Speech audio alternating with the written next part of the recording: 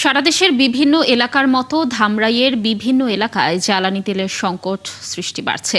প্রতিটি পাম্পে দেখা যাচ্ছে ক্রেতাদের দীর্ঘ লাইন। দর্শক, এ নিয়ে আরো বিস্তারিত জানাচ্ছেন সহকর্মী রাসেল আহমেদ।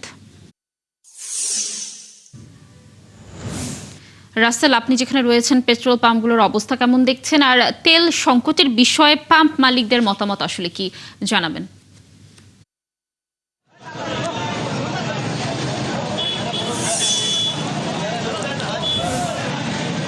ধন্যবাদ লাবণী। আমি এই মুহূর্তে রয়েছে ধামরাই উপজেলার যে বাথুলিতে জাহানারা ফিলিং পাম্প স্টেশনে। আমি যদি দেখাই, আমার পিছনে দেখতেই পাচ্ছেন, আমার পেছনে কিন্তু মোটরসাইকেলে একটি দীর্ঘ সারি আমরা দেখতে পাচ্ছি। ধামরাই উপজেলার যে 7টি পেট্রোল পাম্প রয়েছে, তার মধ্যে এই সকাল থেকে জাহানারা ফিলিং স্টেশন সহ ডাউটিয়া এলাকার যে বুরাক ফিলিং পাম্প স্টেশন রয়েছে, সেইখানে কিন্তু পেট্রোল আর অকটেন দেওয়া হচ্ছে। বুরাকে দেওয়া হয়েছিল বাইক প্রতি 500 টাকা, আর আমি যেখানে রয়েছি জাহানারায় বাইক প্রতি 300 টাকা করে তেল সরবরাহ করা হচ্ছে।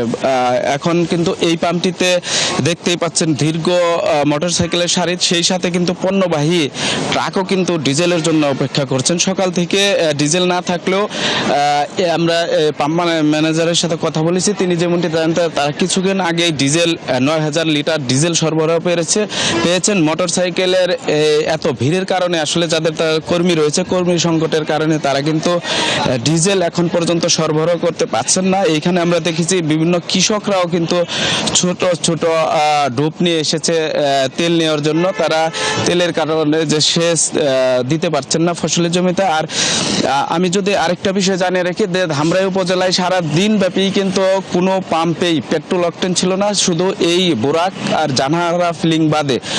বর্তমানে ডিজেলও নেই অনেক পাম্পেই।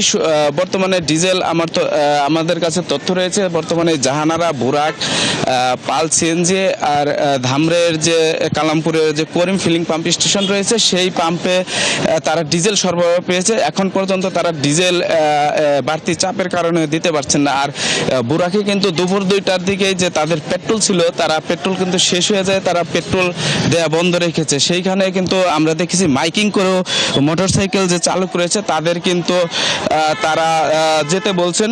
অনেক সময় কর্তৃপক্ষ তারা কিন্তু মোটরসাইকেল চালকদের ফেরত দিতে ব্যর্থ হচ্ছেন।